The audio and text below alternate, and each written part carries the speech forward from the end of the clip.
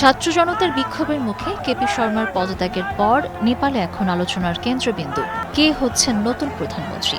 দেশটির অস্থির এই সময় কাঠমান্ডুর মেয়র বালেন শাহ হয়ে উঠেছেন সবচেয়ে আলোচিত নেতা। আন্দোলনকারীরাও চাইছেন তরুণী রাজনীতিবিদ রাষ্ট্রের এই সংকট মুহূর্তে হাল ধরুক। কিন্তু কে এই বালেন্দ্র শাহ, কি তার পরিচয়?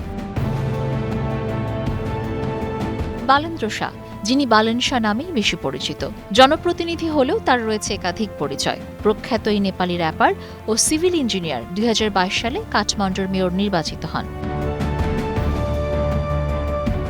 এরই মধ্যে বালেন্দ্র শাহকে প্রধানমন্ত্রী করার ব্যাপারে সামাজিক মাধ্যমে প্রচার শুরু হয়েছে। দ্য কাঠমান্ডু পোস্টের সম্পাদকীয়তে বালেন্দ্রের নেতৃত্বে নতুন সরকারের রূপরেখা কেমন হতে পারে তা উঠে এসেছে। সামাজিক যোগাযোগের মাধ্যম এক্সে অনেকে বালেন্দাই টেক দ্য লিড হ্যাশট্যাগ দিয়ে পোস্ট করেছেন।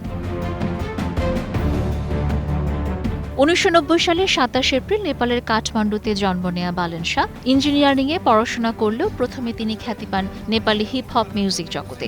২০২২ সালে তিনি কোনো দলীয় সমর্থন ছাড়াই স্বতন্ত্র প্রার্থী হিসেবে কাঠমান্ডুর প্রথম মেয়র নির্বাচিত হন। তার নির্বাচনী ইস্যু ছিল দুর্নীতি দমন, স্বচ্ছতা ও আমূল সংস্কার।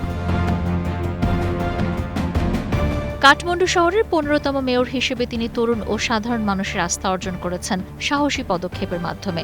শহরের পরিচ্ছন্নতা, দুর্নীতি দমন ও সরকারি স্কুলে বইবিহীন শুক্রবার কর্মসূচি চালু করেন তিনি। নাগরিক সেবা বাড়ানোর নানা উদ্যোগে অনেক তরুণের কাছে তিনি বেশ জনপ্রিয়।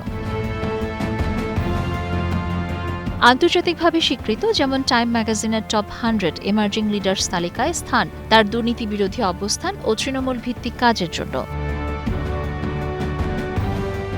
এই বিক্ষোভেও বালেন শাহের সমর্থন ছিল। কেপি শর্মা ওলির পদত্যাগের আন্দোলনে যারা নেতৃত্ব দিয়েছেন তারা চান বালেন শাহ রাষ্ট্র ক্ষমতায় আসুক। এর আগেও এ ধরনের ঘটনা দেখা যায় নেপালে। ১৯৯০ ও ২০০৬ সালে শাসন কাঠামো পরিবর্তনের পর আন্দোলনকারীরাই নতুন নেতৃত্ব বেছে নিয়েছিল।